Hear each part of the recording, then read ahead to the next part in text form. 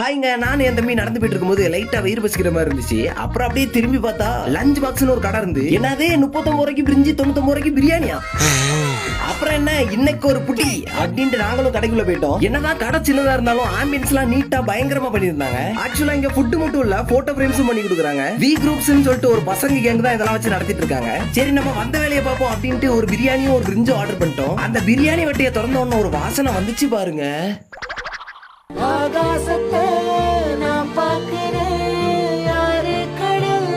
நம்ம அண்ணன் ஸ்டைலா பிரியாணியே பறக்க விட்டுட்டு இருந்தாரு. அப்புறம் அதை அப்படியே பிளேட்ல போட்டு ரைத்தா கத்திரிக்காய் இதெல்லாம் வச்சு தந்தாங்க. ஒரு வழியா நாங்க ஆர்டர் பண்ண பிரிஞ்சும் பிரியாணியும் வந்துருச்சு. இந்த பிரியாணி சாப்பிடுறதுக்குன்னே ஒரு முறை உண்டு. எப்படி தெரியுமா? கொஞ்சம் ரைஸ், அதுக்கு மேல ஒரு பீஸ், கொஞ்சம் ரைத்தா, கொஞ்சம் கத்திரிக்காய் இதெல்லாம் வச்சு அப்படியே தூக்கி வாயில வச்சா அந்த ஒரு செகண்ட் சொர்க்கத்துக்கே போயிட்டு வந்துடலாங்க. டேஸ்ட் வைஸ் பாத்தீங்கன்னா உண்மையாட்டுமே பங்கமா இருந்துச்சு. பிரியாணியும் சரி பிரிஞ்சும் சரி. அப்புறம் அப்படியே மாத்தி மாத்தி சாப்பிட்டுட்டு இருந்தோம். இதப்படி